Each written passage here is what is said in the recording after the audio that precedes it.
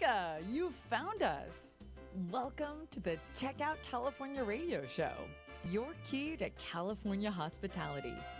Hosted by Rad Gantos, principal of Rad Gantos and Associates, a hospitality and commercial real estate design firm, and Craig Sullivan, executive vice president of Park West GC, a hospitality and commercial real estate general contractor. Check Out California is focused on our state's hospitality, travel, and tourism markets, and on the large part they play in California's vibrant and innovative economic diversity and unique quality of life. Now, here are your hosts, Rad Gantos and Craig Sullivan.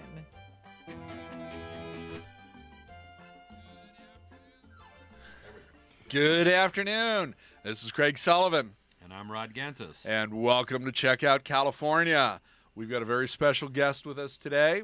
We've got, excuse me. It's actually such a special guest. We actually, for a change, are starting on time. On time. That's, yeah. And the audience is just like there was supposed to be applause. I thought I heard applause. No, we had a music track instead. There's a music track instead of applause? Okay. Right.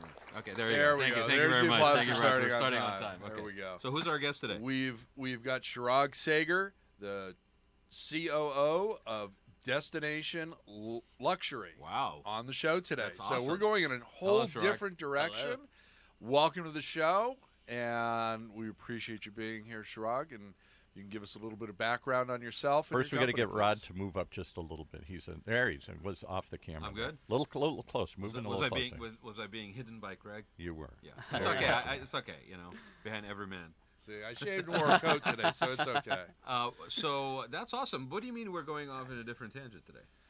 Well, Chirag's company does social media, everything digital for hospitality and for various other brands. But let's let him. Well, no, I'm just excited because it's unavoidable. I just had a show where we basically it was exactly it. It was new media and technology, and it was relevance to seniors. Huh. And so really? and absolutely. And so the premise was every single thing that we touch in our daily lives has a component of technology in it, in both the delivery of service or the information provision, right? And so this is awesome. It must be, we're like high tech here in the studio today. Today, well, other than the studio. Oh, you're high tech all the time? No, never.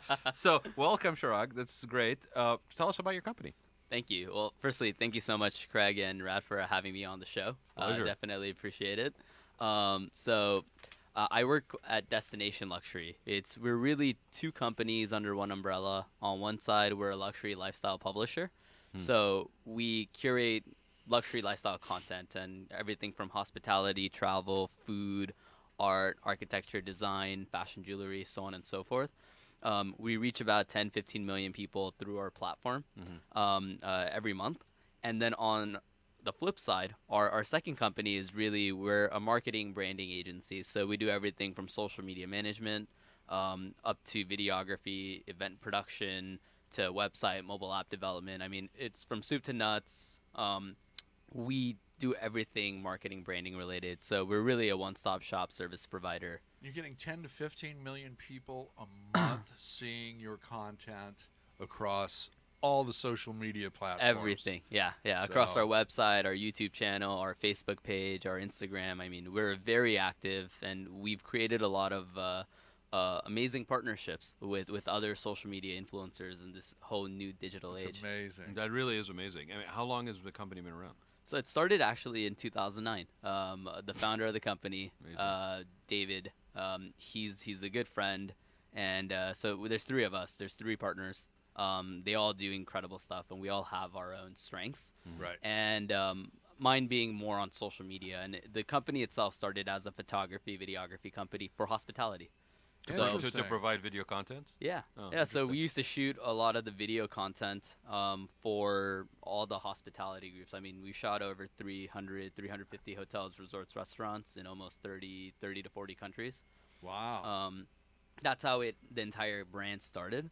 And we just, by default, became connoisseurs of luxury and really built up our entire platform. And as David started writing about his experiences, he brought me on board. we merged companies and then took my knowledge in social media and really applied it to destination luxury. And we have maybe 50, 60 writers now contributing content and tons of platforms. So I have a question, because we are inundated with content these days, right? I mean, it's just everywhere. It hits you all the time. You're being sold all the time. What would you say is the pros and the cons of that? One, right? What do you say about somebody who's like inundated to the point of sensory overload, right? And how do you actually differentiate that relevant to specifically this sector, which is the luxury destination luxury? Because we're getting I'm getting inundated from the minute I wake up, even before I even friggin' wake up sometimes, right? We're inundated with stuff from what's cereal, milk, everything, weekend getaway, you name it, and it's coming at me from multiple people. What is the pros and cons? All information, garbage in, garbage out kind of thing, right? Yeah, and absolutely. and how does it relate to specifically the destination luxury industry? So, firstly, it's funny you say that, because we are inundated with a lot of information to the point where I feel like most people, the first thing they do, typically they have their morning routines. Yeah. Right. I've seen so many, even kids. I have my niece and my nephew, 2 years old, and they both are on the phone already. Like, they're addicted to the phone, and they can barely speak. Yep. And they're sitting there playing with the phone, just addicted, and you can see what technology is doing to us.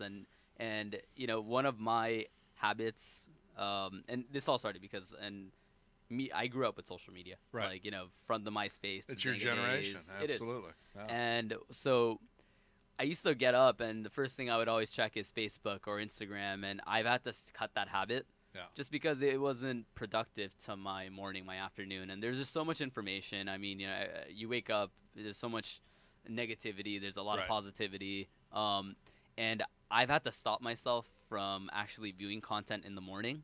And I try to keep my phone completely away from me. It doesn't mean that I don't look at it. Sometimes I'll break the habit. But you don't wake up with it, and it's the first thing with you intention. see. Right. Yeah. Now, I've got a friend who's a life coach. Right. And, one of the things that she constantly tells her clients is, okay, if the phone is on the nightstand charging, that's the first thing you're reaching for. You're not saying good morning to the person next to you. You're not looking at the dog. You're going right for your phone. So put it somewhere else. Especially a lot of people are using that alarm clock on their phone, right? Yeah. So you could go, no, They it's do. not my phone. I'm turning off the alarm. But yes, you're grabbing for the phone. Yeah. Yeah. And as long as it's in your hand, you're going to, Well, let's see what's going on Facebook. let me do an unscientific survey here. Let's just go around the room, right? Because I mean, I when you're telling this, like my hair is catching on fire, right? And I actually had to move my charger to another room and put one downstairs, so that even at night, if I I don't have the excuse of plugging in my phone next to my bed. So Paul, where does your phone sit at night? My phone actually In the car. in the car, Built into the car. into the garage. No, It's an avocado green handset with a rotator yeah, dial. a big giant brick. I will tell you that I have it about 5 feet from my bed on a little. I don't have it next to the bed because then I can't stop looking at it. So I have to put it. It's. I have to get out of the bed to get it, but it's within a step or two. However, my wife literally puts it under a pillow. So it's charging under her pillow. That sounds so like a bigger issue than I want to know. There's a lot of radiation. Yeah, what's the? Never mind. I was about to ask you what Don't the go setting down that is on the phone. And I know it sounds crazy, but I've read that many people now take it to bed with them.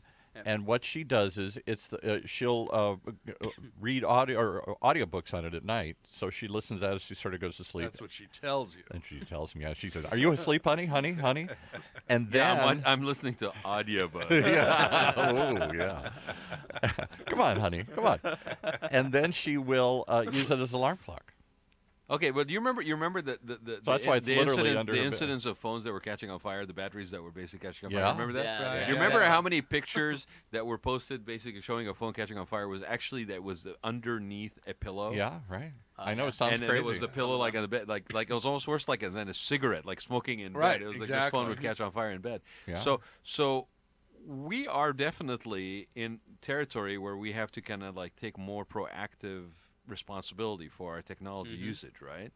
Okay, so with that being said, with the phone, we're inundated all the time. What are some of the things that you need to do as a destination, resort or destination hospitality, destination location, to engage people in a manner that basically is consistent with your sector? There's a few things you can do. Everything is all about, it's really all content driven. Yeah. And it's showing your audience, respectively, how they can enjoy and how they can take full advantage of your property. So if you're a destination resort, for example, and I had a conversation right before this with Craig about there's a new resort that opened up in the Bahamas called the Bahamar. We did Great video, by the way, that these guys produced. You got to go check it out. Yeah. Yeah. Well, let's give the website first of all, Chirag. What's your company's website? It's just destinationluxury.com. Okay, so that way people can check it out while we're Absolutely. talking. Yeah. So if you go on the site, you'll see that there's a lot of content, and the whole purpose of it, and really my personal motto, it's something that I've learned along the way. It's really storytelling, selling. What we mean by that is capturing the property in its essence, but it's really being educational, really sharing valuable information. So if you're going to a new resort, it's what do you do in the surrounding property? What are the top, the top experiences that you can have when it comes to nightlife? Or if you're into restaurants, what are the opportunities there? My personal favorite is what are all the hidden gems, the things you can do to actually become encultured, to really understand the culture, the atmosphere, the people that you're surrounded what's with. in the property's DNA? You could say that, and you did. So it's not like having hospitality in my DNA, but you're close. You almost got it. You almost got it. You almost got it. softball it for you. I was going to let you run with that. Craig does it's hospitality is in our DNA. In our DNA every show. No, but I have to point out that he's always confusing Craig I and got me you- I got because your we're back. both Irish. All Irish look the same to Rod here, so we're all the same here. Well, that's why I got rid of my beard. It was gray. I wanted to be able to. Well, tell no, the difference. that's when we both look the same to Paul. Yeah. But the reason why I'm asking this is because it really is that DNA is really different. I mean, you if you are a content provider or a content developer that's going in with set parameters to how to address a property or how to address a product, okay, that may work in certain sectors, but in the case of destination luxury, that doesn't work. And if you're going in there and trying to apply a formula to this thing, it's not going to basically capture that DNA that differentiates that property, right? I mean, the visuals are part of the part of it. Right. The experience is part of it. Going off-site and off-property in some cases is also what makes that unique experience because of the surrounding area, the offerings of the surrounding area, whatever. And then the question really, I guess for me, resonates now, and I don't know what your experience has found, but it's that it's content that is not necessarily provided in a, very tailored, very refined and polished way. That has a place in the message, but also allowing the people that are experiencing to share in a non-controlled gives a sense of authenticity to that experience that me as a person viewing it, absorbing it, really it carries more authenticity, more relevance to me, and credibility. So each social media platform has its purpose, right? There are certain platforms where you do want to provide that polished, refined look. Sure. Like what?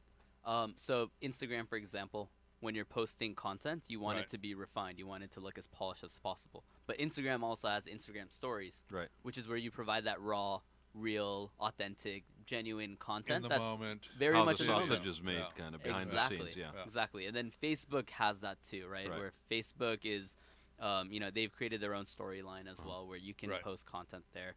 And then YouTube is more refined content. Sure. It's more genuine. More produced. Exactly. Yeah. And Twitter is very much on the fly. There's also Pinterest. Pinterest is just more picturesque. Well, and you have something like Snapchat, which is basically like, it's disposable. It's yes, right. It is. So each social media platform has its own purpose. Yeah. And the goal is to take full advantage and understand each of the respective platforms. Now, not Get every the correct platform. message out on each platform, not just one general blast. Exactly. So you've got to tailor it to each one of those platforms. And then one of the things I find fascinating about your company is you are soup to nuts. So you're doing the web design, you're doing the social media, you're doing their blogging, and you're going through it. So you've got to have a totally different repertoire for someone like American Airlines versus Virgin. Craig Shack over in Laguna Beach. Oh, yeah. So, Very different. Yeah. So it'd be, very different. It's not going to be as refined. It's not going to, you're not dealing with a Wall Street company or publicly held company that they're gun shy about everything that goes out. And there's multiple layers that have to be filtered through and everything. What's that like? What's that like working with like an American Airlines? Because I saw that Great they question. were one of your clients, and, Yep. and congratulations to you for having a Fortune 500, a global company is one of your clients. That's incredible. Thank you. Yeah, it's a lot more different. So perfect example is that Baja Mar video that we did. Yeah. It was actually for an event. Richard Branson's part of the entire. It's part of his event experience. Nectar tournament. Yeah, it's usually it takes place on his island itself, but because of the hurricane devastations, they had to move it. So when we shot this whole event, we had to cut our video almost 11, 12 times, and it had to be, follow the branding guidelines. It's way more strict. Right. You have to adhere to a lot of their policies, and they're in place for many different reasons. So you have to take that into consideration. And so when you're dealing with a lot of these larger companies, they have a lot more rules. They have a lot more regulations. There's a lot of you have to follow their direction specifically and still give them the best quality product as possible. Right. Sometimes it's easier working with the more independent, independent because there's just a lot more leeway. Well, to be fair to those brands, there's a lot of value in the brand. Absolutely. Yeah. And so they're protecting the value of their brand. As they should. Right. Right. Exactly. Yeah, as they should. I mean, Marriott's a great example of that. They've protected that brand. It's a jewel. It's the proverbial 800-pound gorilla, especially considering the merger and the acquisition of Starwood. Well, and it's hard to do when everybody's got a cell phone that can capture video and At any text given moment. at any given moment. And you're speaking of airlines. I mean, the airlines are more than I think any other industry. They're scrutinized more than any others. If they have one bad customer service experience, it's going live on Twitter. Right. Oh yeah. I mean, it happens. Almost every other week. You just somebody being dragged off a plane, not of brand X, and all of a sudden, not only is it local news, it's the national news, it's international news, and it's on every social platform you can imagine, and it's gone viral. So let me ask you this: I mean, I don't necessarily. I'm not looking for you to give the answer per se as far as the details. Yes, you are. No, because I think that's when they should. That's when they need to call him and their company and basically talk to them about their services. But he's looking for a tip so that he can no, I actually, to be honest, I actually already know the answer. I think, but you touched on the multiple platforms and that every platform has its own purpose. Okay. Correct. I would say, would you agree that every platform also has sort of a slightly different voice in which you should be communicating? Absolutely. Okay. And Absolutely. and what about the frequency? Because a lot of people, I think, make the mistake of just inundating all platforms with a message. Content all the time. Right. Right. Yeah. So, I'll give you two specific examples. I mean, each one we could talk for hours on each of these different topics because there's a lot of. Firstly, it depends on to take a step back. Everything comes down to proper branding and envisioning of what the actual company is, right? You have to understand what is your purpose for social media. That's first and foremost. Are you using it to sell? Are you using, are you selling a product? Are you using it to educate your audience and inform them about a certain industry or certain niche? Or in this case, the hospitality in general. Are you trying to educate your audience about what is happening currently in the hospitality space? And then thirdly, it's understanding what resources you have at your, how many people you have on each different platform. Like on our destination luxury platform, we have about 4 or 5 people on the team. So we can be a lot more active.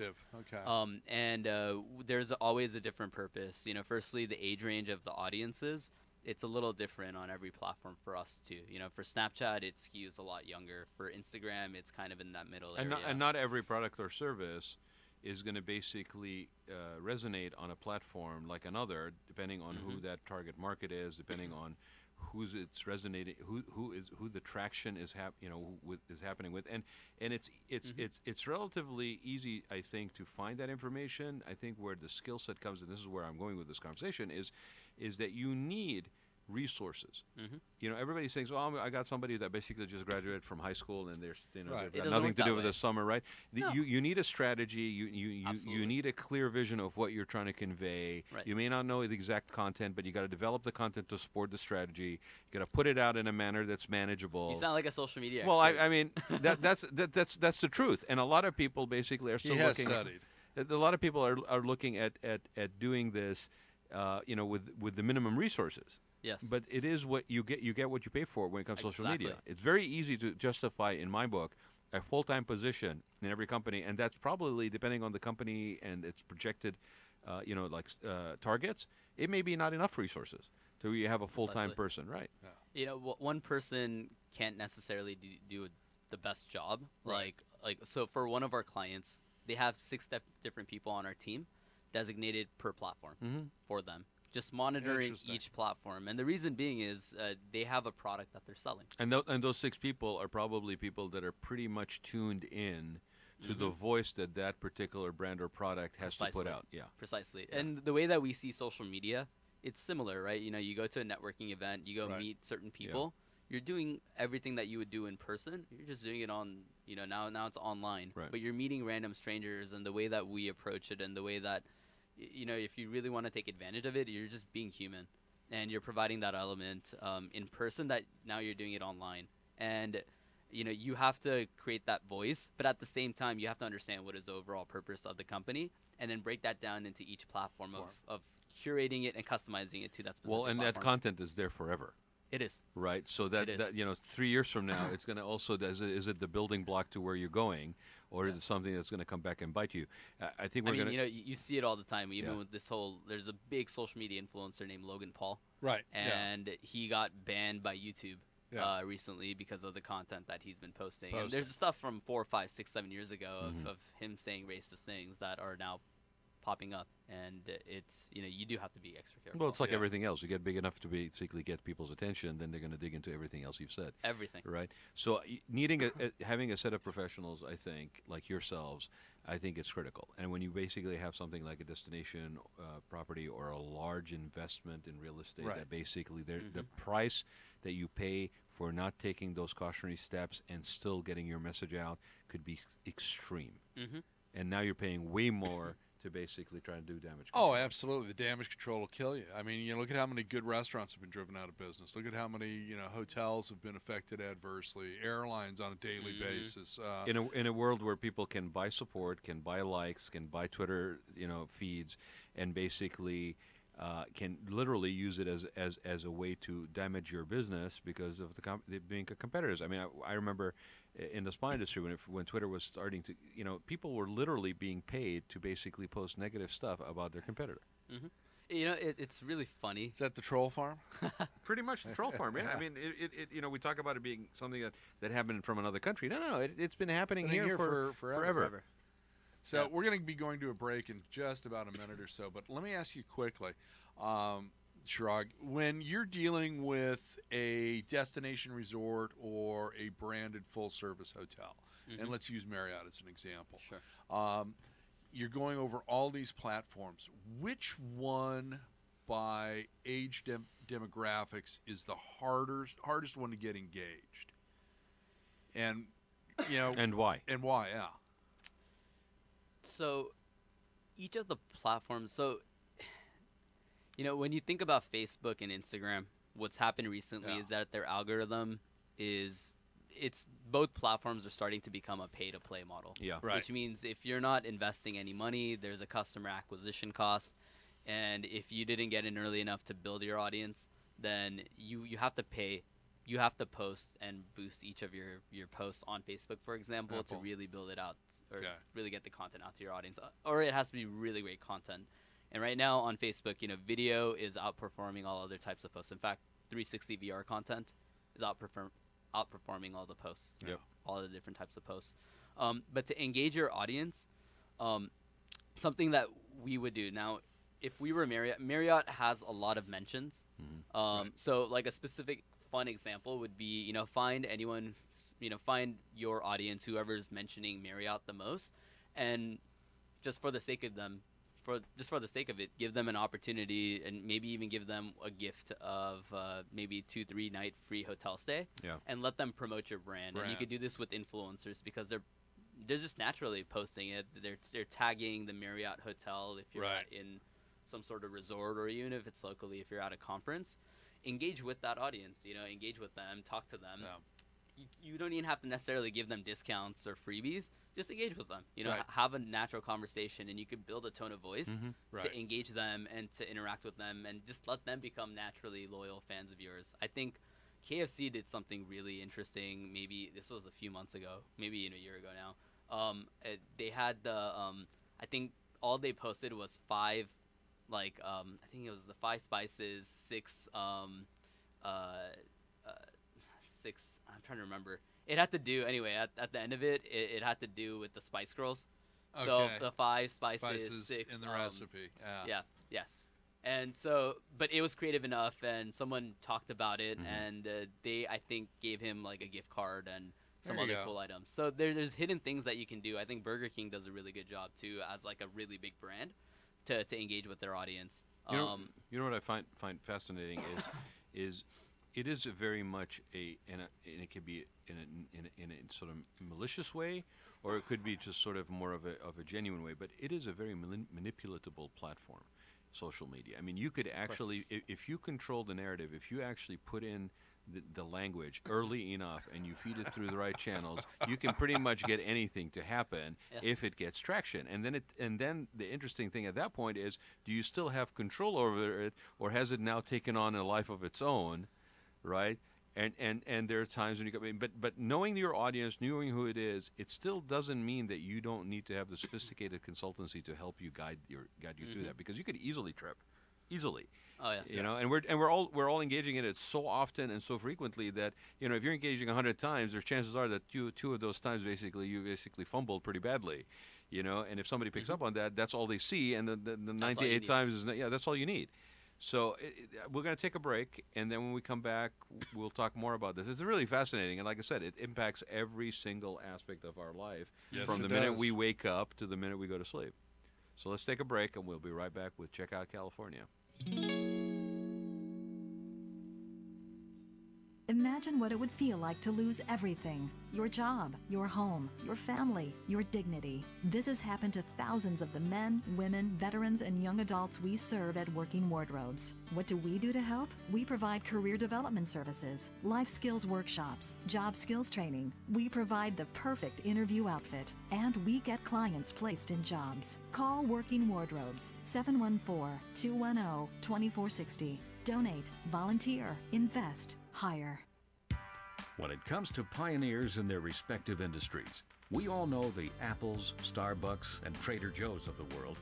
In the realm of recruiting, Decision Toolbox is the industry's best-kept secret, with 90% of their business from referrals and repeat customers. For over 20 years, Decision Toolbox's U.S.-based team of recruiters, sourcers, professional writers, quality personnel, and tech support has perfected a Six Sigma approach to talent management. No matter the size of the project, Decision Toolbox delivers incredible results. A cost per hire less than half of what contingency firms charge, with the winning candidate presented in an average of 14 days, all with a 12-month candidate warranty. With results like that, Decision Toolbox won't be a secret for long. Visit us at www.dtoolbox.com for more information. And we're back. Welcome back to Check Out California. We've got Chirag Sagar from Destination Luxury with us, and we're going to get into the effects of social media as it pertains to the hospitality sector in the Golden State.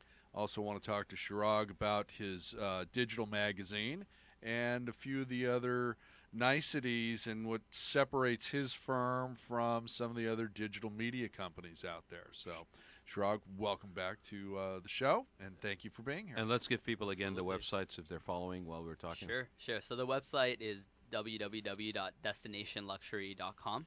Very good. And So, first question for you is: people still say www, or do they just go destination? no, there's just go destinationluxury.com. Okay.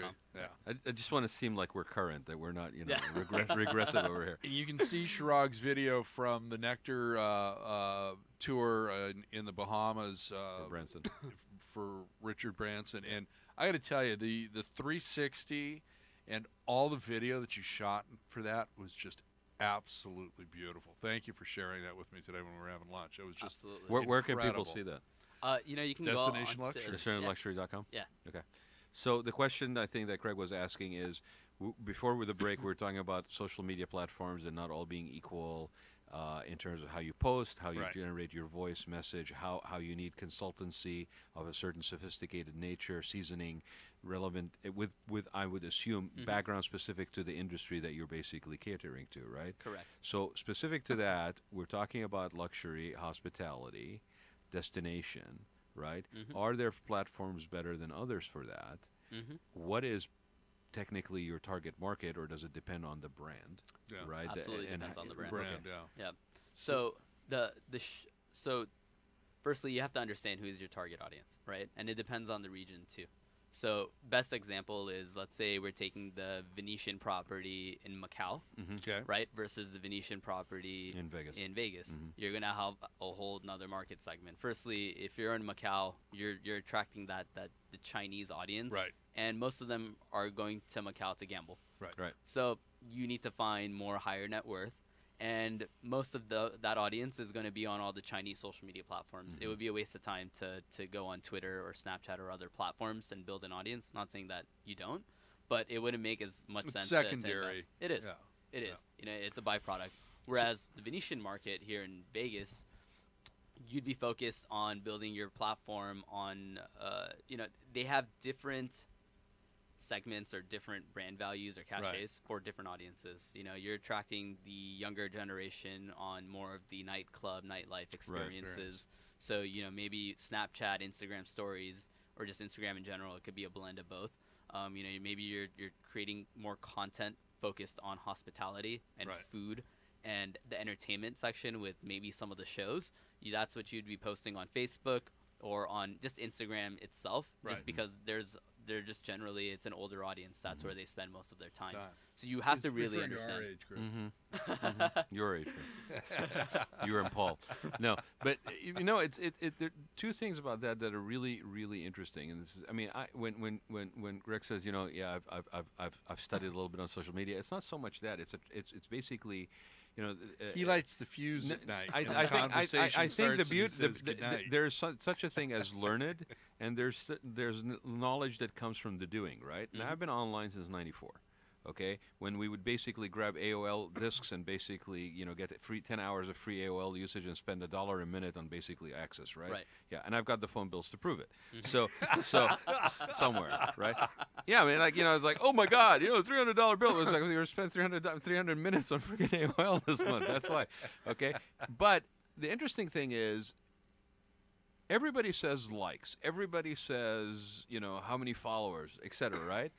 The fact that you have followers and likes doesn't mean anything if you don't have convertibility, right? Exactly. With a quantifiable way to measure the impact of your social footprint. Correct. Right? And so you could have a reach of 14 million people, and if you're basically still struggling to pay rent at the end of the month, you don't have traction, right? And you can't leverage that. So it's interesting that the business started off being very much almost like hobby-like, of sharing, socializing, engagement. Then we monetized it. Almost 2 steps away from bulletin boards, basically, right? And now a lot of people that are coming into it at this point, if you don't have the benefit of people like you that basically can guide them through this, right, and are willing to pay for that, they could easily basically be spending unbelievable hours and resources. And here comes this thing that says boost on Facebook, and they're boosting all day long on their credit cards, but their target market is nowhere close. They're not It's a waste of money. It's a waste of money, right? You Easily. can refine that. And nobody on Facebook is going to tell you it's a waste of money No, either. of course not. Yeah. That's what Facebook does. You should They're boost collecting again. your money. Yeah, of course. For another $15, you can get another 2 days out of it. Right. Now, you refine it to the audience and the intent of your client.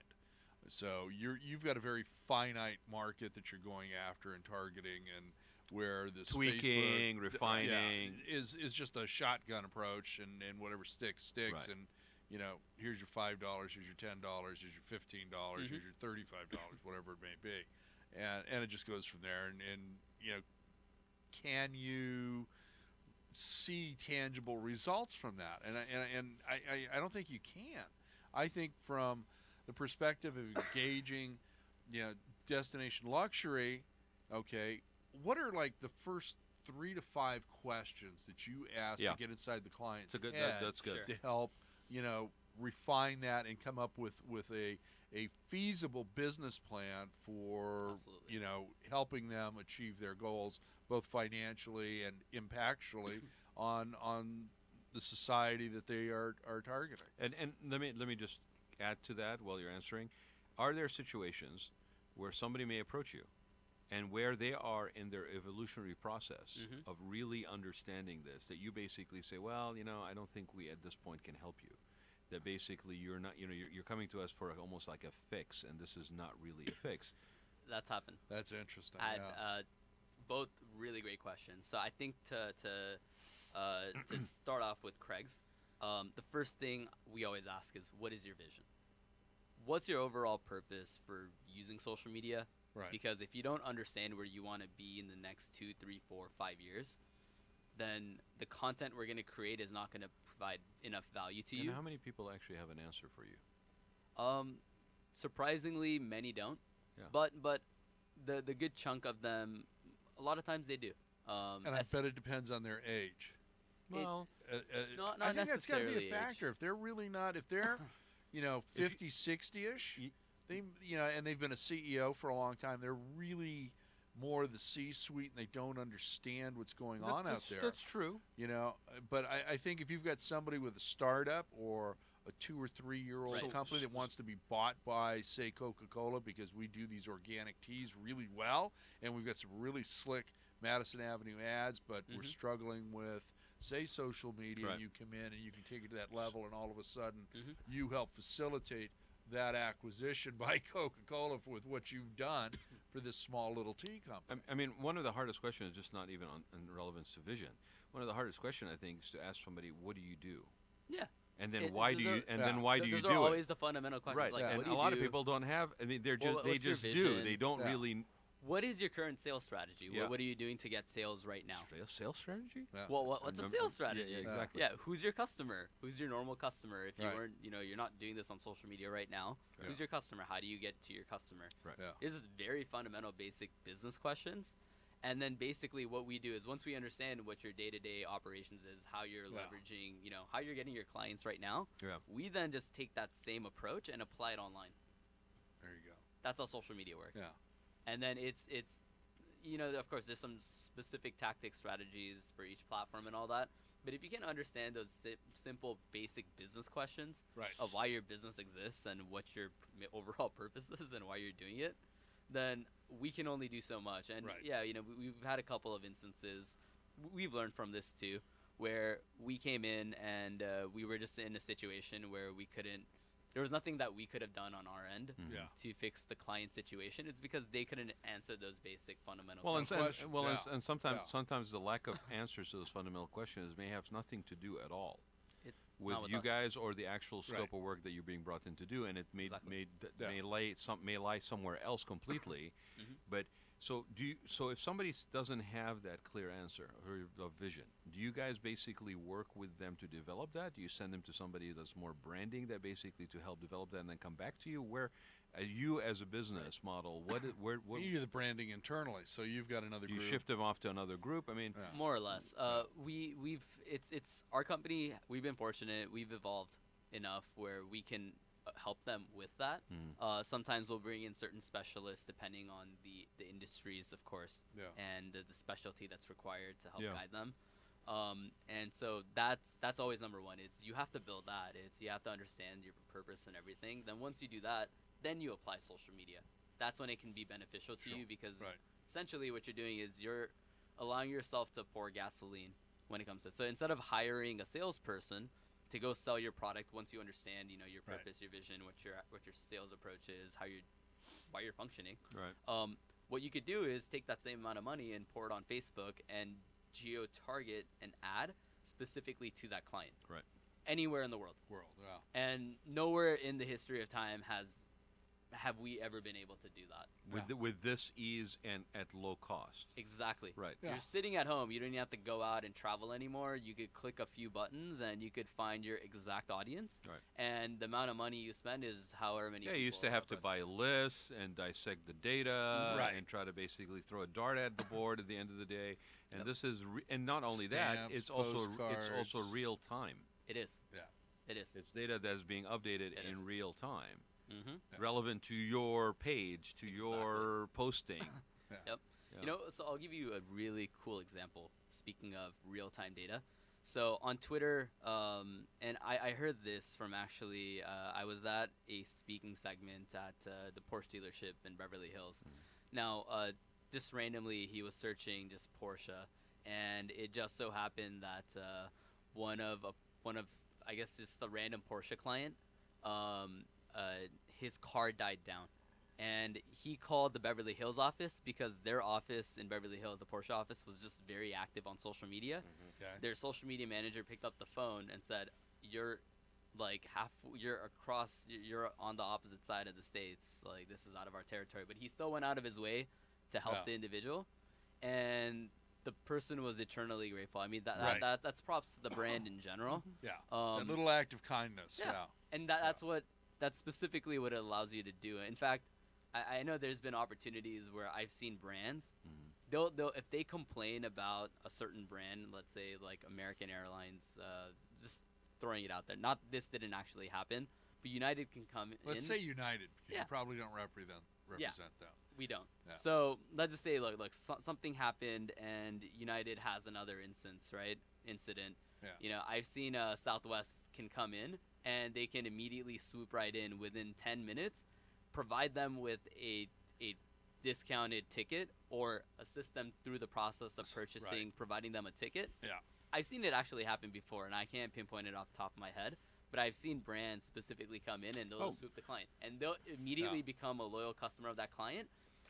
And then once that happens, the person will praise them, will share their story. Right. And I've seen instances where media outlets will pick it up immediately. Yep. It could be local, it could be other influencers. They'll promote it, and there's been virality in that instance where that one act of kindness or one opportunity where they can swoop in and snatch that client Yeah. and turn them into their customer. That's what social media allows you to do. Now, on Right, the flip big- side of that coin, you've got Kevin Smith, Right. who, a great director, Mhm.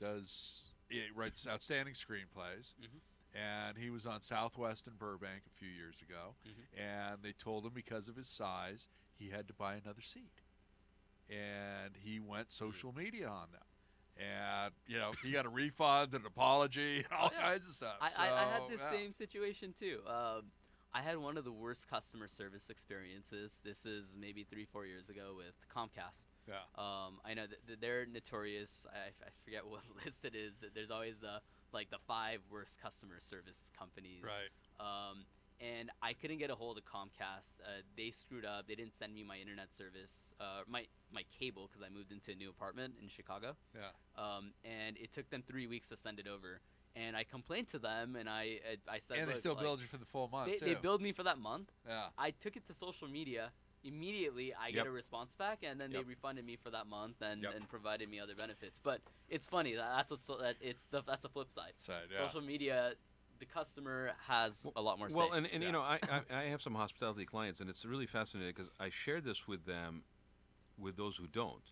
But it's unavoidable that you cannot please all people at all times. Nope. So there's going to be somebody that's going to write something on there. But if you get into the habit as an organization, as a company, as a service provider, to address every single one of those postings, either by saying thank you, we appreciate your input, and we're glad to hear that you had a great stay, for example, right? Exactly. And please let us know next time you're in town, or this may be of interest to you, like there's an event coming up, and you just were talking about a concert that happened, and they're now basically taking the opportunity to introduce to you this other potential concert, right?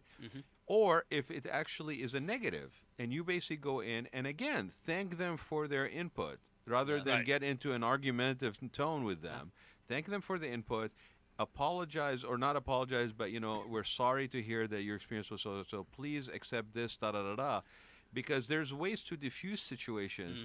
And here's what everybody, I keep telling this to people: when you are engaged in a social communication with somebody on social media, it is not you and them. You and them are on a stage for an audience of people watching the engagement. Correct. Exactly. And that's what people forget, because if you now realize that you are on a stage performing for everybody else who's paying attention, do you then engage that person in the same manner?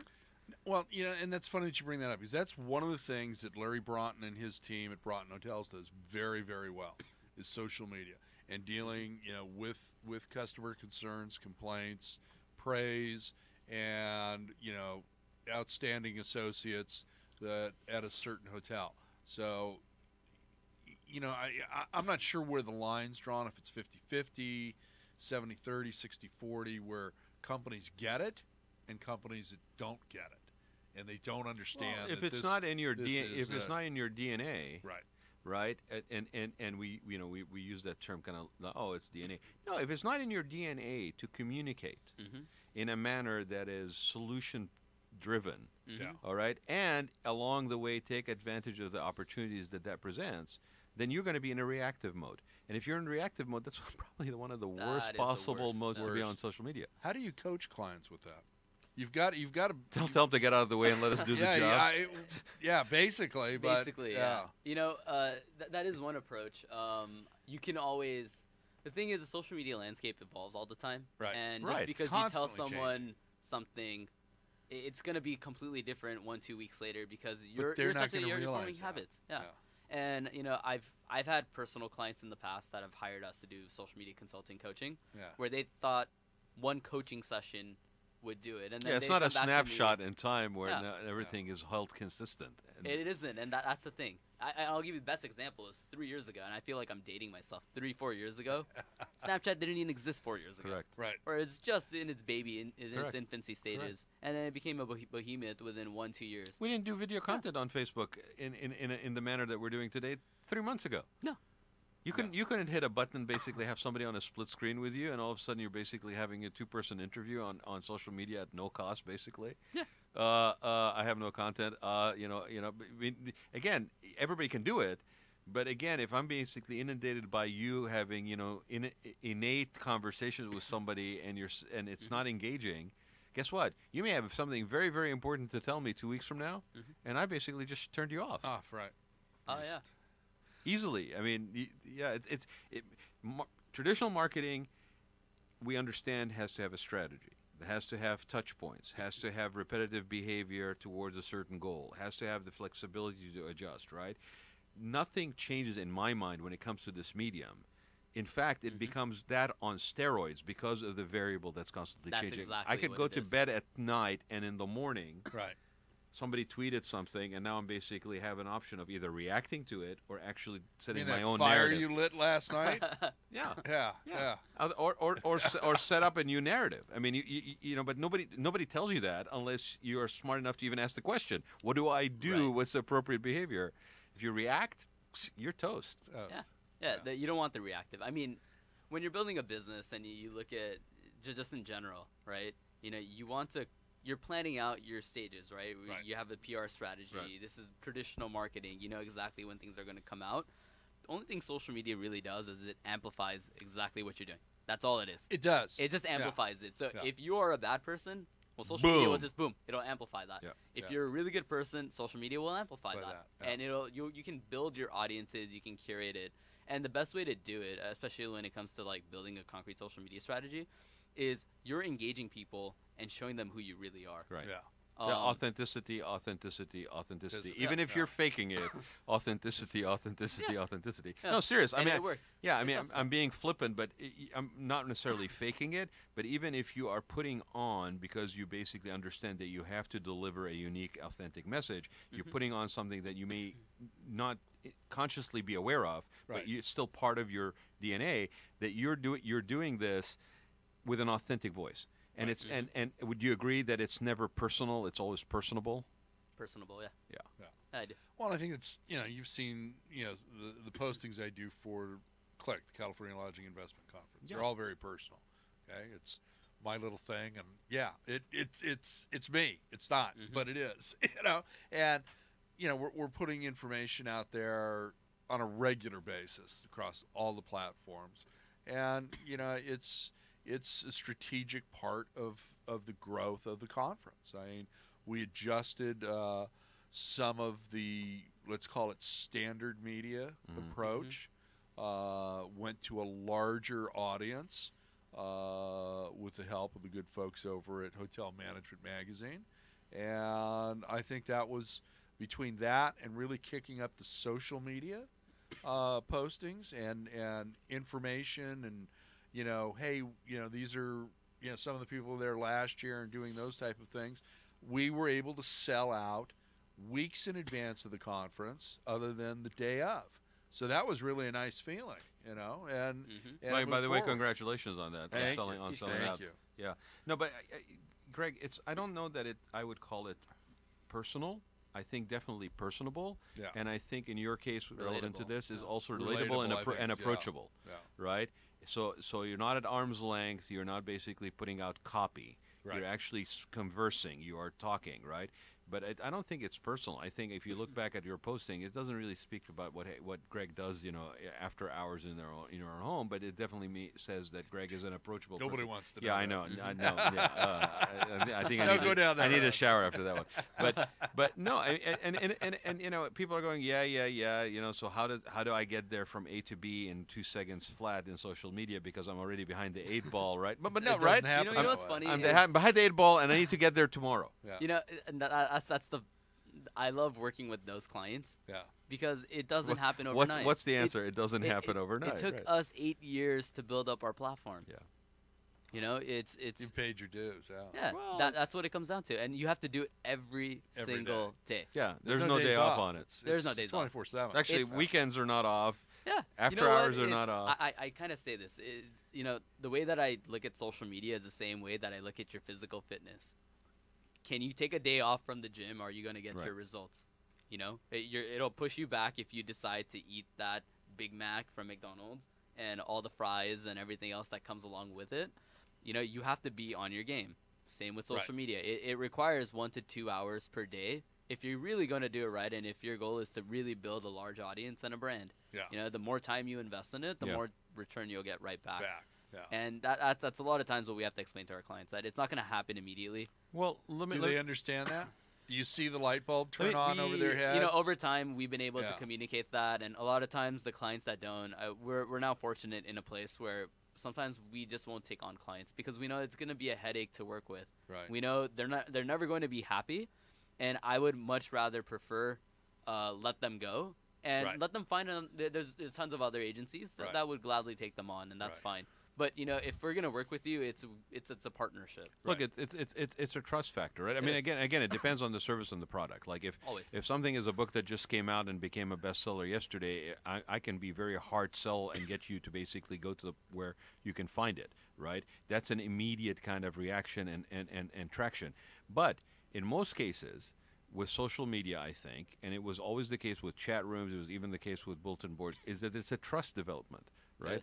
If you don't have the trust developed with your audience, you cannot expect them to react and act and take action, right?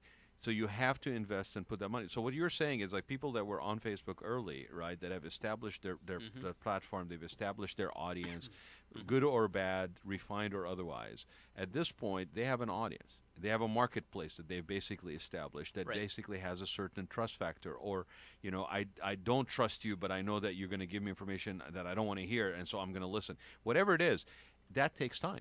It does. Yeah. And that's the thing, and that's part of the strategy, right, or the vision of building out your social media following. Right. You have to post every single day, knowing that 2-3 years from now, people are going to look back and you could turn them into new customers where you don't even have to say anything. This has happened with one of our partners and one of our really good friends. He's a financial advisor. Okay. he has been building content for 2-3 years about just becoming a financial, just sound financial advice. He's very content driven, more educational than actually selling. And what's transpired is he told me a really funny story last week how he met a client, and it turned out that the husband was very reserved. You know, he didn't really believe the client he didn't really believe him right off the bat. But he did his homework before he even met Adam in person. He looked at all of his social media content from the last 2-3 years, and he felt like he knew the person immediately. So he didn't even have to sell. Absolutely, the background research on somebody is so easy to do. We used to always say, know your audience, know your audience, you know your audience. Between LinkedIn, with the professional filter or social media, if they happen to be on a non-private or blocked profile, you can get a lot of background on somebody and custom tailor your pitch to that person. And that's the thing. You can control your narrative when you do that. Right. Exactly. Controlling your narrative is a big thing. And that's how you control your narrative. If you don't do what that, people say about you is if you come out from the woodwork and you say it yourself, and you can explain your story in a way that people are going to understand who you are, what you do, and why it's relevant to them. That's how you win them over. So here's the funny thing, right? I'm maxed out on on Facebook, right? I actually wait for people to drop off to allow people in, right? I've been on, like I said, I've been kind of building the platform since '94, right? Across multiple social media platforms as they have evolved and come online. The thing that I always get from people is like, oh, family included, oh, people know everything about you, and I say no, they know what I want them to know. Exactly. Okay, we're going to be going to a break now. We are going to be running longer than the hour with Chirag, and we'll be back in just a moment.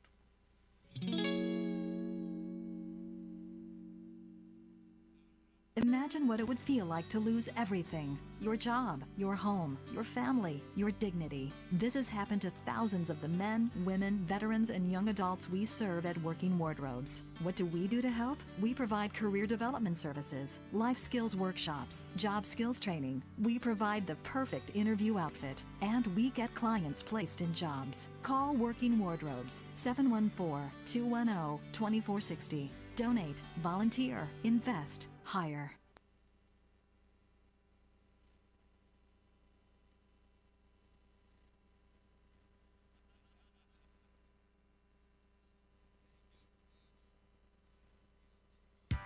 When it comes to pioneers in their respective industries, we all know the Apples, Starbucks, and Trader Joe's of the world. In the realm of recruiting, Decision Toolbox is the industry's best-kept secret, with 90% of their business from referrals and repeat customers. For over 20 years, Decision Toolbox's U.S.-based team of recruiters, sourcers, professional writers, quality personnel, and tech support has perfected a Six Sigma approach to talent management.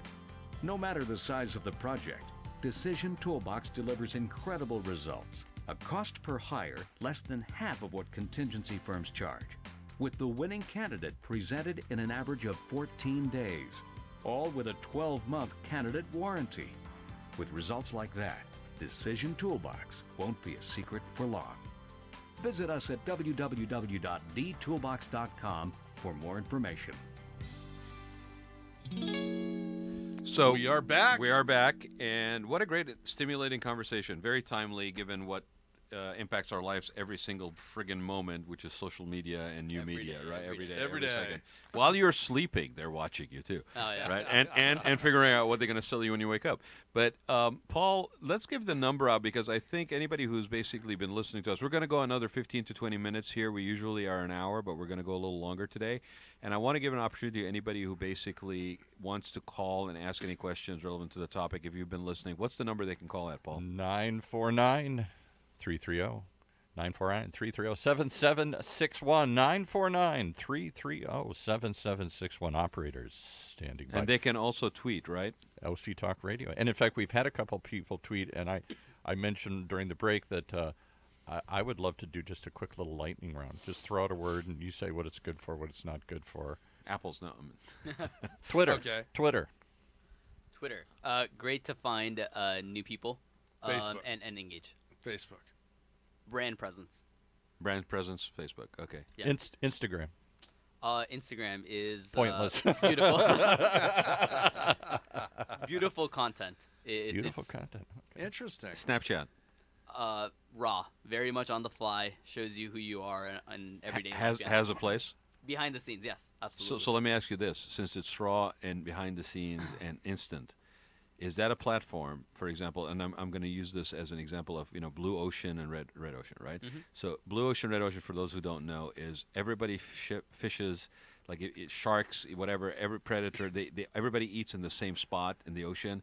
So what you do is, instead of basically competing with everybody in a red spot, you basically go find blue ocean, which nobody's fishing in, and you basically find your own market there, right? So if Snapchat is a raw situation, and most people have a little bit of a discomfort maybe of being on there, right? Is there an opportunity there for those who are more confident Yes. to basically own that platform? Yes. So the way that we engage the platform, or another way to engage the platform, is you can post content that's happened in the past. And in Snapchat will keep that content for 24 hours. You're so manipulative. You're going to post content on Snapchat that happened before? Yeah, So absolutely. you're creating content to release on what you Snapchat can do is when you want to for maximum impact? Absolutely. Wow. And I then- learned something today. And then what you can also do is you could redirect them to the website. So for example, if we're sharing a new article about like the top 10 resorts to visit, yeah. we'll post, hey, these are the 10 resorts, and we'll take a screenshot, post it on Snapchat, and at the end of the feed, once you go through the entire list, we'll redirect them to the article itself. So you can just scroll up on Snapchat, and immediately you're on the site. You want to do that for California, you can also post that on the Checkout California website and the Click website in Destiny Luxury. Got some more top here. 10 list in So California. do you know what's friggin' brilliant about this? Brilliant. Okay. Brilliant. I don't know. Do you guys use Snapchat? Never. No. Never. Okay. I yeah, well, so discontinued. so here's the thing with Snapchat. Snapchat, if you post something on Snapchat, once the person who's receiving it views it, unless they save it, it disappears. Yes. Okay. Oh, So what I he's see. what was And, just and the best part is you know who's watching it, and you know who's saving the content. as Correct. well. So you know who's really. so engaged. imagine this, right? I want to issue something out a week from now for maximum impact. Right. I have an audience that I have on Snapchat. The minute, unlike Facebook, I don't really know if they're viewing it until they interact with it. Right. If the person just received something and they don't want to miss out on seeing it and they click on it, and they have a split second to make a decision of whether that information may be valuable in some format or another down the road enough for me to save it. Right. And now basically I have them. It's almost like dipping your fishing pole on a baited hook in a pond that's rich, and you know exactly who's biting. That's actually You very like that. very cool. See, I That- thought he that- was going that's- back down. Well, That's the value of there's Snapchat. there's No, a but Sun that- Tzu that's- and Machiavelli, Ooh. the prince sitting on my desk. So this is like that's actually the value of Snapchat. Chat, right is the there. fact that you actually are retaining people's attention, and that's the problem. You post it on Facebook, you get literally a tenth of a second because immediately it'll just go off the feed. that If is they're looking at you on Snapchat, brilliant. your attention span is all there because you know that message is Brilliant. going to disappear. Never In knew fact, that. at the end of that message or even in the middle of it, you could even put a flash a discount code if you have a large enough audience. Oh my God! and I get just saw a people flash attracted. discount. I better save this to see it later. Exactly. Yeah. Exactly. Otherwise, it's gone. All right, I got That's some more for you. So we talked about what we do. We did Twitter, Snapchat, Twitter, Facebook, Instagram. All right, Tumblr. Tumblr it's a blogging platform. Any value at Depend- all? Any value at all? It That's does. what I'm trying to get at. There is. They still have a large enough audience that uses it. It's great for reblogging. You know, Okay. if you're trying to tap into that blogger community, Okay. great. All right. Well, you're also building a library of content that speaks to your credibility. So once somebody is engaged in you and basically wants to see more, they can actually go and digest more stuff from that same source. I think a lot of stuff, like websites, are in a certain manner the same way too, right? Correct. It does that. Now that I got 3 or 4 more here. Yeah, All go right. ahead. Google Plus. Google Plus Dead. is well, DOA. it's still owned by Google, so great for SEO. Oh, good for SEO. Okay. Very relevant for But does SEO. anybody actually engage and use it? It seems like it flopped as a platform. Well, if you want to it hire did. SEO, It did, but there's still some relevance to Right. it where you post content, and it can boost your SEO traffic. YouTube is the bigger one that you do want to tap into more. Okay. Well, and when with Facebook video. video and YouTube video having expanded their options of how to basically engage and have an interactive experience, I think that's taking over more. Well, that and you've got the content YouTube development. studio down in Yeah. Playa del Rey. Playa del Rey, Yeah, yeah. it's really YouTube and Facebook are Sorry, the two main platforms. are you done with your? No, I got about 3 or 4 more. Okay, here. well, because I have a Go. question. You ever heard of Medium? Medium, yeah. Medium's also another unbelievable blog platform. I use it. I actually used to use it a lot more before before the WordPress site. Yeah. So all the traffic redirects there, but Medium has its own community. I don't know the numbers, how many millions of people engage and use Medium, but it is a great blogging. It's similar to Tumblr. It functions very. All right, similar 3. to We're Tumblr. down to our last 3 here. All right, Periscope. Periscope not as relevant. It is because it's owned by Twitter. Right. So you're able to access it. Again, depends on your audience, depends on who you want to engage with. So, because you could use Facebook Live to essentially do the same thing. So it just really depends on. with a lot if more you're looking at Twitter or not. ease of user. Right, because we've been debating. We've Yes, been, yes. as we stream this now over YouTube and Facebook Live, I've been trying to I mean, add you could Periscope, do- but I don't know that You can that... do all 3. You can Yeah. set up a station here with one of those bigger Yep. tripods. Have We're actually one doing all person- 3 right now. Are you? Yeah, Yeah. exactly. What was the other one? Reddit. Reddit is an interesting animal. Reddit Very is controversial these days. It allows you to. That's really back in the even now. It's really what creates all the virality. Yeah. But Reddit is a whole nother strategy. It is way more different than Twitter, than Instagram. There's a lot of similarities between all of those platforms. It's one of those where you can't gamify it. You really have to build a community, and you really have to engage your audience properly. The thing is, people will sniff you out immediately if they even You're sense fake the or- fact Well, that you're trying to yeah. sell something. Yeah. Or if you're there trying to endorse a product Yeah. on your own, they will sniff that out in an instant. Instant. Yeah. Okay, last one, most important one. Of all the social media platforms, podcasting.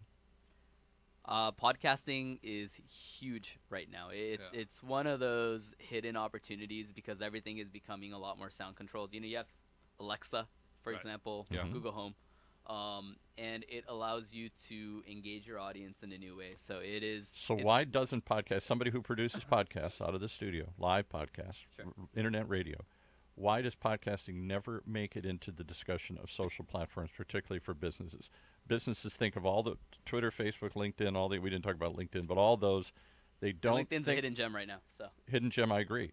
And but I think podcasting was the really crown jewel that people have overlooked because you just talk, and then out of that you can create a video like we're doing. You can create written content. You can do all sorts of stuff with it, and it's long form storytelling because people give you 30 minutes, not 30 seconds. So that's my pitch for podcasting. Well, you are seeing a lot of that on the hotel side. Are you? Glenn Hausman and No Vacancy. Yeah. Right. Okay, that's the hospitality industry's #1 podcast. Right. You've got various others out of the UK and certainly various other areas of the country on the hospitality Any sector. brands or properties, though, that do a podcast Well, of what's a happening, lot like of an that- audio newsletter? Here's what's happening at the resort this week. Here's what's... A lot of them, no. Not podcast-wise, because if they're a branded property and it's Marriott controls the message. Okay? If it's a boutique hotel, say like the Clift up in San Francisco, they probably are. I don't know that they are, but they've certainly got a presence on the other social media platforms. And, I know that with some of the assets that I've been involved with, the push there with social media is huge. When I was with Broughton Hotels, huge social media push. Yeah, right. Larry, had a Facebook Live yesterday, and he. And by the way, congratulations, Larry On the new Broughton, book. your new book, Victory, and it's now a #1 bestseller. Yep. Congratulations, and I'm waiting for my autographed copy. You committed to that Mine yesterday. too, Larry, please. I'll take one. We'll I'll go take for one 3. too. 4, bring them down, please. So, in So, fact, Larry, you need to talk to Chirag, so I need to Actually, get you Larry, guys together. you should come in and talk about your book. So I think that'd be cool. Well, do you ever get people, now you're doing all these social media platforms, you're rattling them all off, they're all written or they're video, but there's 3 ways to communicate, one's talking. And I think podcasting is the overlooked one. Do you ever have people come to you and say, help It us is develop? overlooked. You're right about It that. is. But there It is. are steps that are being taken. So and is- pioneers like the Messiah, Glenn Hausman, you know, are Well, they're you guys, they're I pioneers. mean, you and guys they are were- doing it right now too, right? Right. You know, Right. Not only are you active on social media, you're creating the long form content that's great Right. for YouTube, and even Facebook for the long term. But what you can do is you can splice this content. You could turn this content and keep it and salvage it Yeah. over and over and over again. Yeah. Turn these into Right. short snippets, maybe Right. 1 minute sound bites, 3 minute sound bites Right. for like a Hey, golden here's nugget the that you might be able thought. to Yeah, get. yeah. No, I like that. Yeah. So, Yeah, it's so an you hour. guys can take this content, not Yeah. only from this, but you guys are doing this every week. So you guys, what, 50 plus videos now? Well, Yeah, twice a month. Well, Twice a and month, think of this. so, Right yeah. now, they 20 are. plus, but Yeah. still, Yeah. that's still Exactly. a lot of content that you can For an salvage hour's over and worth over. of content. And I'll show you the best example of this. Gary Vaynerchuk does this a lot. Yes, He's right. one of the biggest ones. There's a gentleman named Tom Bilyeu, Yeah. Okay. huge on this too. He does 1 hour segments with key thought leaders, and he'll turn that content, he'll splice it up into 30 minutes or 30-second segments, 2-minute segments. He'll even take the same content and he'll address it with a caption at the Different top header. or a different headline. So he'll reuse the exact same video, just ask a different question at the top so you can see it. So Well, there's so look many at what things we're that doing here. So they're live streaming audio over our internet radio station, this unique platform, which gets turned into a podcast. Yep. Right. Then they're live streaming video over YouTube and Facebook and Periscope, Periscope. for whatever it's worth, which gets turned into a stored video. Then they can actually take that and create written blogs out of it, or they can get transcripts done. They don't for the show, but they could get transcripts done and turn it into a blog post, a long blog form post or whatever. So the idea, I think, is to take one session and to try and create as many different pieces of content as you can for as many different platforms and different kinds of media, written, visual, and verbal. So I have two questions. Nailed it. One of them is built on that one, okay? Right. And it's relevant to comparison, livecast versus podcast. Yeah. I think the Are we at a paradigm shift moment where we're basically having, like where podcasts are going to go down the path of Tumblr, and livecasts are going to be the engagement component that basically I don't are think looking so. for more and And more of an interactive. here's my thinking, and because of I'll the be curious. instantaneousness of it. Just from we've been doing this now for 5-6 years out of the studio, and we've only been live streaming the audio and turning it into podcast radio. We've only been live streaming the video for a couple of years, so I don't have as many years to do that. There's no question that the live audience is the tiniest part. It's the beginning seed Right. of the conversation. Yeah. The large audience is the on-demand audience later, Yeah. which lives on for years. I've got Right. shows And- 3, 4, and- 5 years that are still getting hits. I don't know why. And yet, it's Yeah. because you have a lot of shows on the show, but Right. because we are live streaming on YouTube and on Facebook, but we're really live streaming at OC Talk Radio. Yes. I will tell you that there are people that are using the Facebook video interface and basically doing splits. This is far more fun being here in the studio. No, I Yeah, understand. it really but, is. but the number of viewers and the interaction and engagement, okay, is in the thousands in a very short time span because of the instantaneousness of it and the interactivity of it. And when you see people that are basically fail after they have a good initial, attraction, is because they forget the interactivity component, and it becomes a side-by-side viewing thing versus engagement with the audience. Yes. And Yes. so I'm just putting it out there because I think there's an So interesting I'll give you thing two more that's thoughts. happening right now. Two more thoughts. One No, is one. okay. One One. and a half. One. One and a half. I gave you some extra minutes. I'll give you an extra minute for this. All right. So, one is that our He owns a radio station. Zuckerberg is all He's in got from us by the Facebook. He thinks that it creates an microphones. immediacy, an urgency when you're live. I can watch your cat video anytime, but look what my cat's doing right now. Right. So there's a And certain their algorithm works in favor for live yeah. content. So I because think it that's goes where it to you. is. I do think though the live conversation, if you're going to go after a live stream audience and try and engage with them, changes the whole nature of it. Just as you said. Now it's, hey Joe, I see you, Tom. Hey, how you been? It's that sort of thing rather than what we try and do is long form storytelling. And that is really not so much built on, sometimes we'll take questions, but it's not built on audience interaction. It's built on them going to a seminar and watching three smart Paul- people talk on the stage, Paul, I'm doing an experimental one where it's basically live feed Facebook, okay, that basically is to end users as far as design services, right? Right. And it's not geared towards professional B2B. I'm actually looking for those end users to have a question. I woke up in the morning, I can't figure out how to friggin' fix something, right? Right. So the interesting what you just said. Flip a coin. Okay, what you said about people not having, like I'm pointing out questions. Hey, so and so, hi, nice to see you, whatever. No, there's a hybrid that's happening where I have a guest, literally split screen with me, and I'm basically engaging with them, and an audience is paying attention to that, and I'm tracking the questions as it comes up. The person who did that very well is Robert Reich. Okay, where they basically they're tracking the questions, and when at the appropriate time, just like when we get something on Twitter here, I then introduce the question into the situation. But what it offers me is anybody who's watching can click that button and can join me on camera side by side, which is an interesting element that's additional. Immediate gratification. Right. All of a sudden, my 15 seconds of fame that morning in front of my whole audience.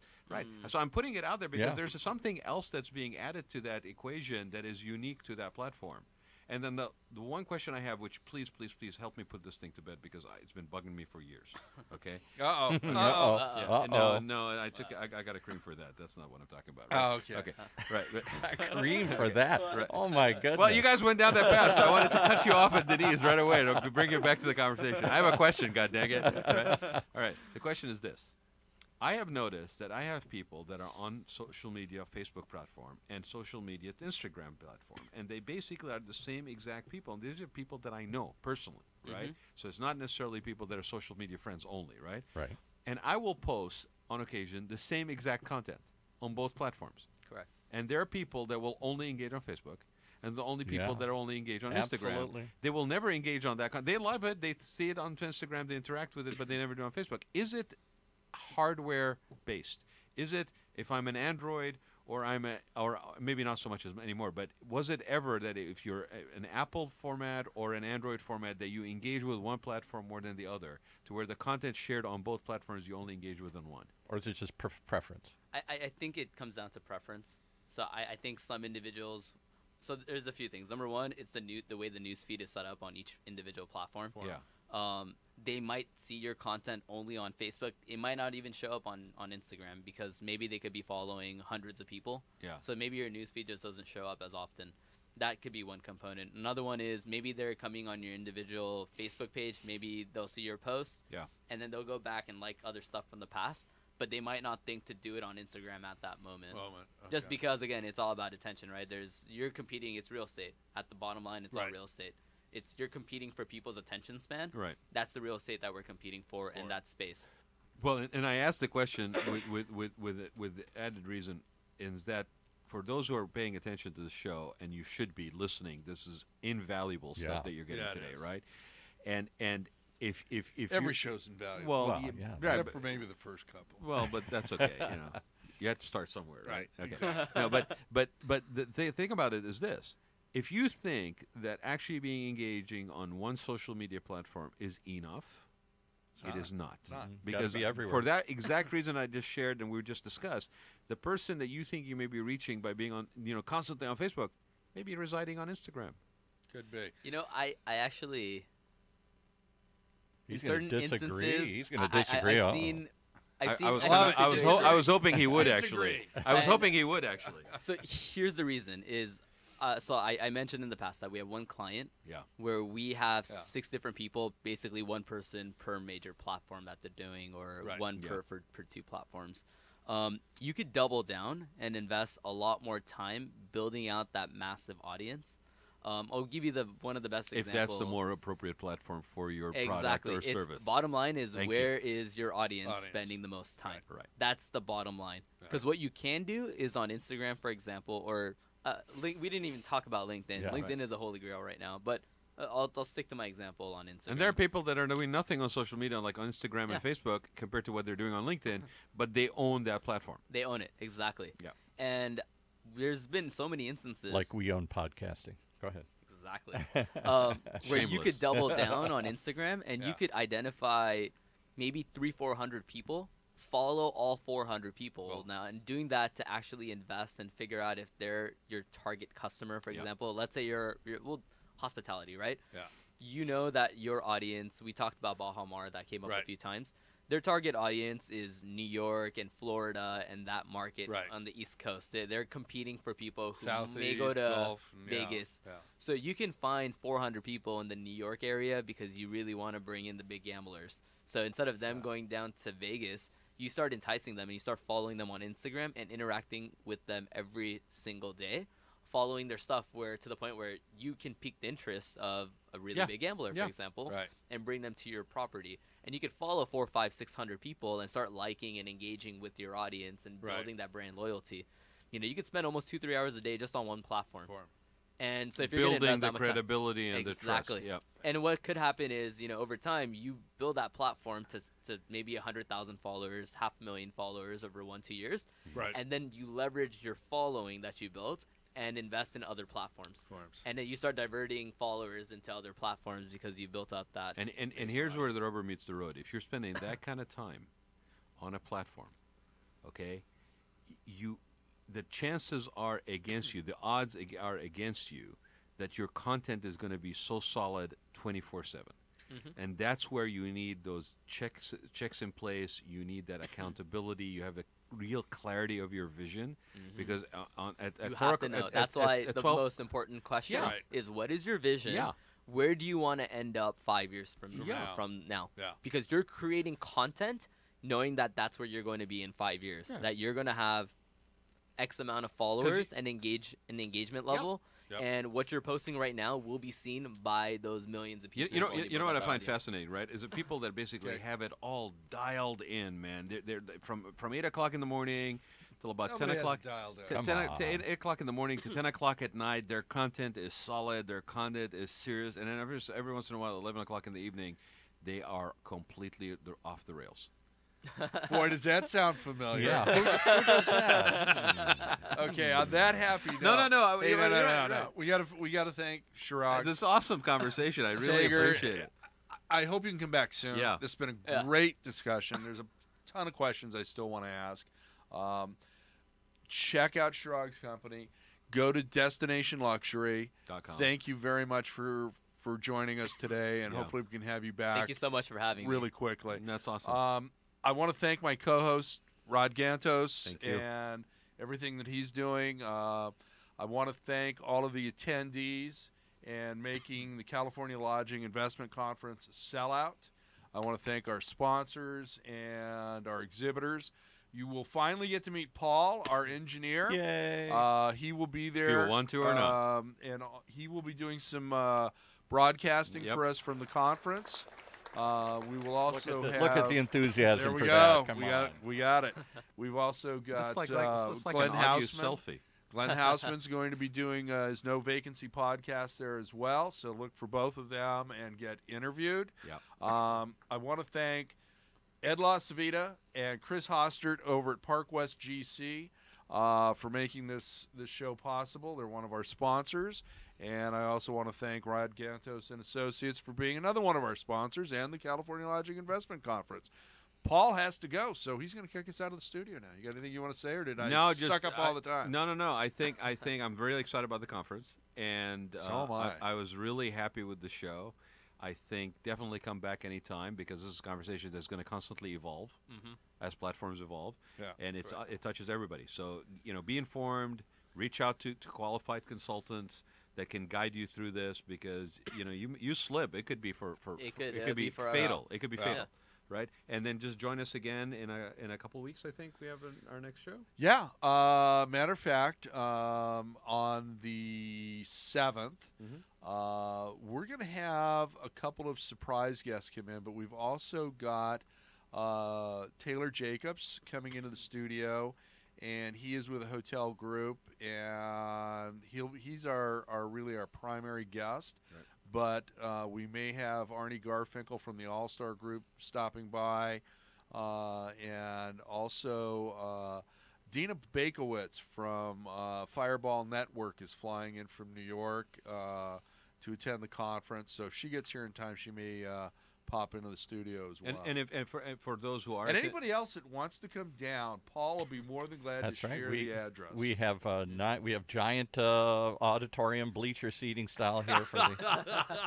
Unfortunately, he won't be here. Massive luxury studio. But I want to also audience. just extend an invitation to anybody who is attending the show to look for Paul or find me.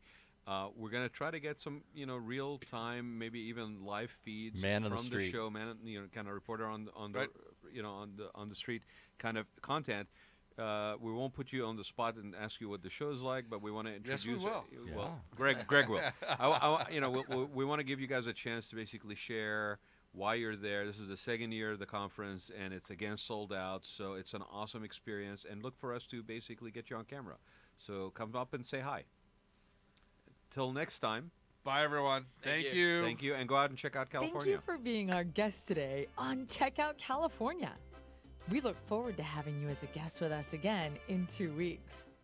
Until then, you can always reach us through our Check Out California Facebook page or by emailing us at checkoutcalifornia@gmail.com. We love hearing from you. So do let us know what you think of the show and what areas of interest you'd like to see us cover in the future.